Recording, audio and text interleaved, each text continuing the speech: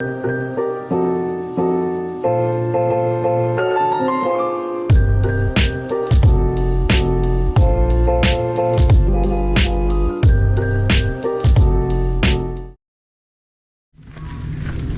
parti. On est parti du camping à 8h30 précise et nous nous rendons au point de rendez-vous avec le guide. Alors c'est un guide temporaire parce que en gros on s'incruste dans un groupe jusqu'au camp de base où on retrouvera notre guide qui vient de faire le sommet hier, je crois. Ouais, c'est ça. On passe de main en main. Voilà, aujourd'hui on est peut-être faire le sommet. C'est ça. Et oui, depuis quelques années, pour faire l'Ararat, c'est guide obligatoire. Pour remettre un peu de contexte, l'Ararat se trouve dans une zone militaire proche des frontières iraniennes à l'est et arméniennes au nord. Depuis quelques années, l'accès à la montagne est même officiellement interdit. Mais en réalité, l'État ferme plus ou moins les yeux, à la seule condition d'être accompagné d'un guide local pour passer les barrages militaires. Il y a des touristes et des mules. Pas tout seul, ouais, il y a quand même du monde. Hein. Il y a des mules et du monde. Ouais. Arrivé à la fin de la piste pour 4x4 vers 2000 mètres, on suit les nombreux groupes qui montent eux aussi vers le premier camp. À notre grande surprise, beaucoup prennent des mules pour monter leur matériel.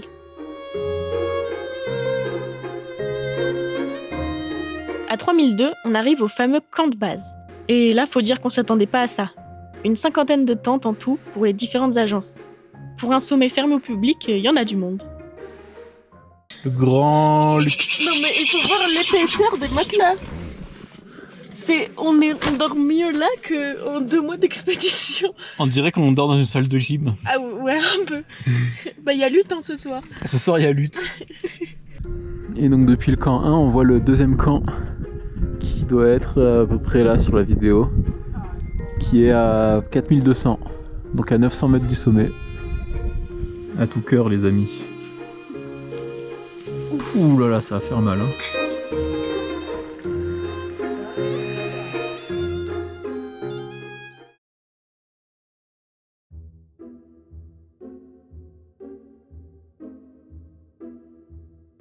Le lendemain, on commence la phase d'acclimatation.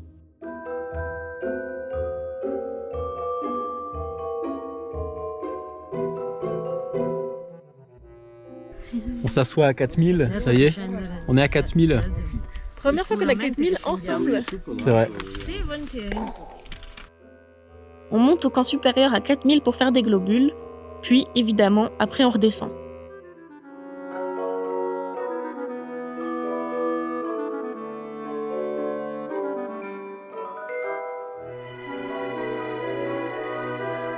Et le lendemain, rebelote, c'est la même chose mais sous la pluie.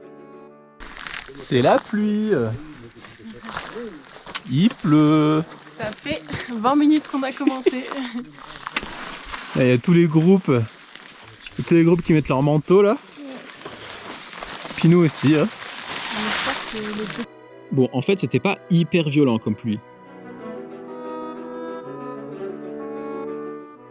On est monté assez rapidement, et en fin de compte, au camp, on a eu le droit à une super vue. Et là-bas, il y a l'Iran, là-bas. On voit le mur. Bon, et bien non, on va se coucher. Hein. Il est 18h. Ça change pas tant de notre rythme habituel où on se couche à 19h30. Ouais, ça va. Vrai. Mais là, on se lève à minuit. Ouais. C'est la petite différence. Demain, sommet. Demain, sommet. Check.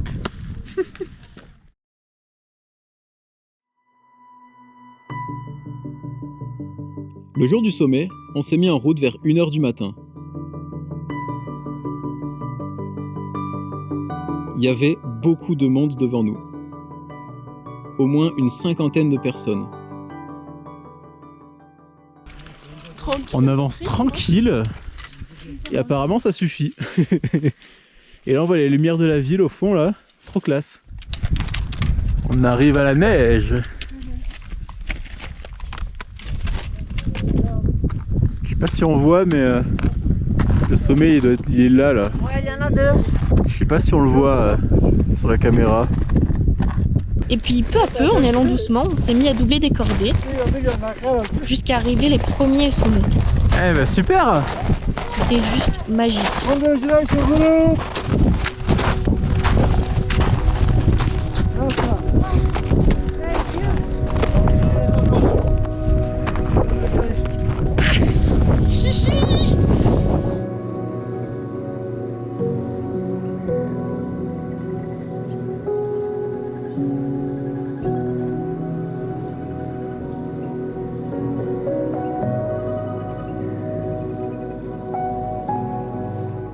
Voilà, donc là, c'est la ville de Ugdur, je sais pas. Là, c'est l'Arménie. Là-bas, c'est Yerevan, on voit un peu les lumières. Là-bas, c'est l'enclave azérie de Nakhichevan. Là-bas, c'est le sommet secondaire. Là-bas, c'est le Kütlük Ararat, le petit. Et là-bas, éclairé, c'est la frontière avec l'Iran. Et donc, toute cette partie-là, là, c'est l'Iran. Et toute cette partie-là, c'est la Turquie.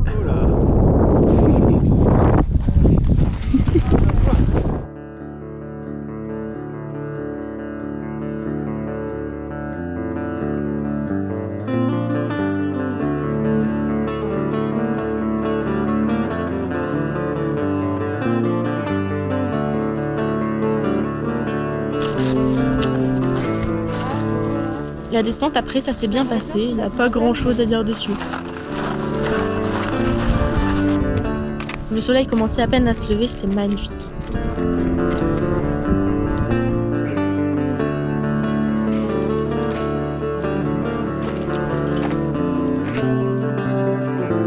Après une pause déj au dernier camp, on est redescendu directement au camp de base. Et ensuite, dans la foulée, on a rejoint la ville avec la voiture des guides. Retour au camping, ça y est. On accuse le coup. Dead.